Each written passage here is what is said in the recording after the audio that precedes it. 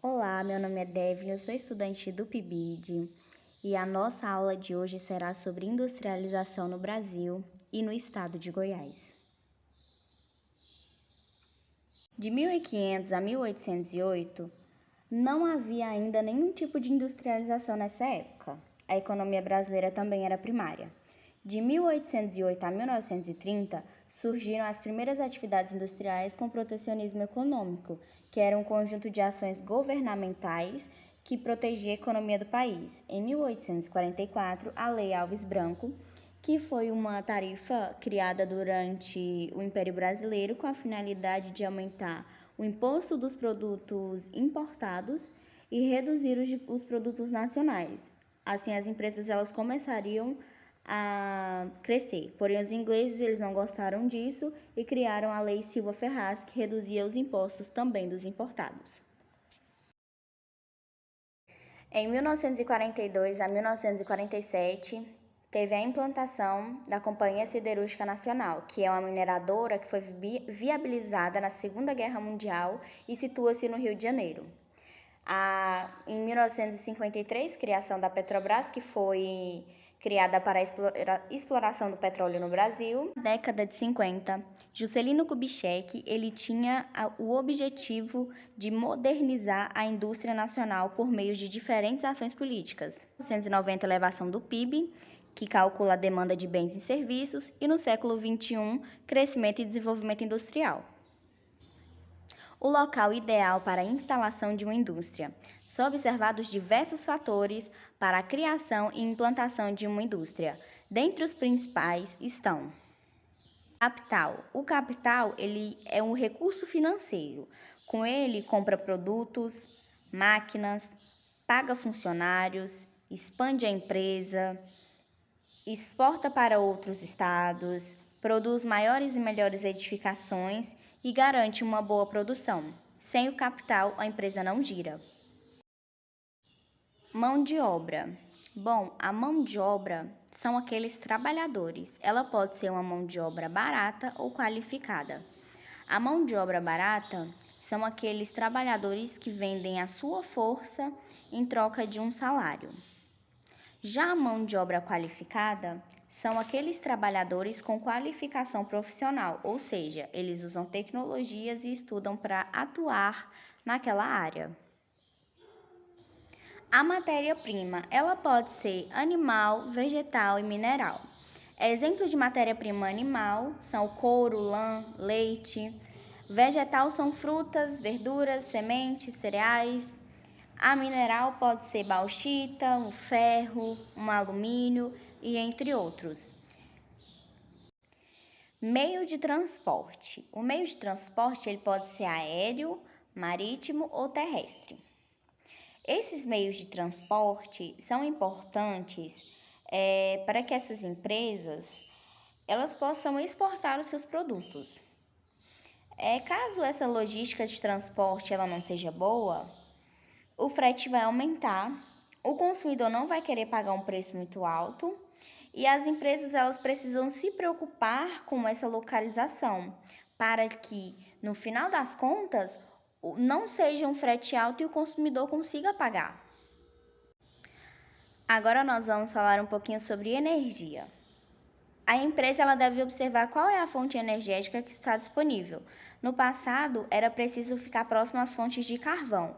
Hoje, o petróleo é a fonte de energia mais utilizada, até por ser mais fácil de transportar e armazenar do que o carvão. E essa energia ela serve para armazenar, funcionar e produzir. Mercado consumidor. A escolha de se estabelecer próximo aos centros urbanos provém da proximidade entre consumidor e indústria.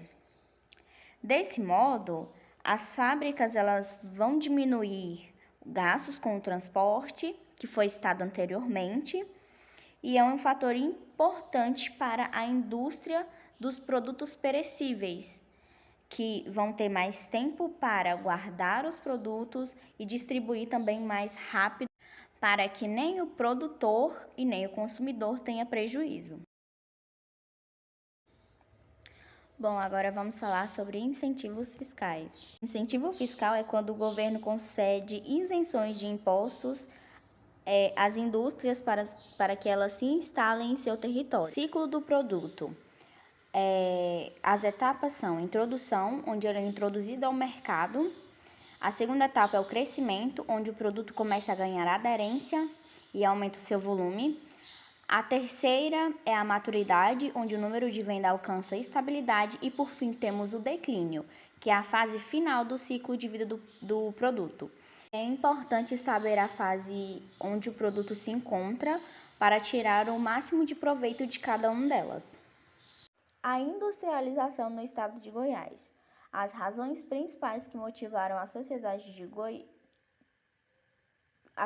goiana a acreditar em seu processo de industrialização. O aumento contínuo da produção agropecuária através da incorporação de novas terras para exploração.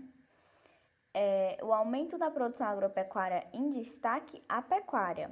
Ela foi a solução para manter a economia estabilizada. Os produtores eles já não conseguiam viver somente com a agricultura. A implantação da estrada de ferro. Ela abriu aquela perspectiva de deslocamento.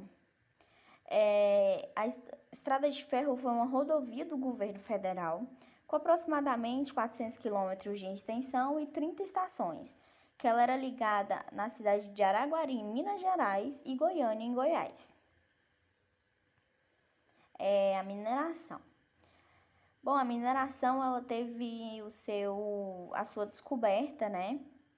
Muitas das suas riquezas foram encontradas em Vila Boa, de Goiás. E essa mineração, ela teve... Bom, vieram muitas pessoas de fora do estado de São Paulo e descobriram essas jazidas auríferas e que deu ali a concentração perto em torno ali da Serra dos Pirineus e Dourado. A riqueza que ela era encontrada em Goiás nem sempre ficava aqui, na maioria das vezes ela era exportada. E logo essas minas elas foram se esgotando. Assim veio a decadência da indústria mineradora, que não durou por muito tempo. Como dito anteriormente, a pecuária ela foi uma luz no fim do túnel, porque com a decadência da mineração fez com que a produção agropecuária ganhasse o seu lugar de destaque e manteve a economia estabilizada. A agricultura ela também teve o seu lugar. Essas foram as atividades importantes para o desenvolvimento da economia de Goiás. O primeiro governo de Getúlio Vargas. Getúlio Vargas, em seu mandato, mudou a capital, que era Vila Boa de Goiás, para a atual Goiânia. O que ele quis com essa mudança foi que, colocando a capital em Goiânia, que era o centro, ele notou que essa localização traria mais pessoas de fora para dentro de Goiânia, e assim ia impulsionar o processo de industrialização. Com isso, houve a migração de pessoas para o estado de Goiás, e Goiás também começou a exportar os seus grãos e gado para fora. Como eu tinha dito, a estrada de ferro ela surgiu como alternativa para romper aquele estrangulamento da economia. Na região sudeste de Goiás já existiam trilhos feitos por uma companhia. E essa estrada de ferro, ela chamava linha-tronco. E ela servia para atender aquela demanda de produtores, dos comerciantes e dos políticos goianos. Atualmente, pode-se afirmar que Goiás é um estado industrializado? Bom, essa afirmação ela não é de caráter permanente, mas assegura que o processo de industrialização em Goiás está sendo um caso de sucesso. Ou seja, essa mudança ela não acaba por aqui, pois a industrialização está sempre evoluindo e sempre tem mudanças. É importante que o governo de Goiás mantenha a sua política econômica e industrial baseada na atração de investimento. Bom, pessoal, espero que tenha dado para aprender um pouquinho sobre como foi a industrialização no Brasil e no nosso estado. Por fim, só para a gente finalizar com chave de ouro, tem uma atividadezinha para vocês, que está disponibilizada aqui no final do vídeo. Muito obrigada por assistirem, um beijão, até a próxima!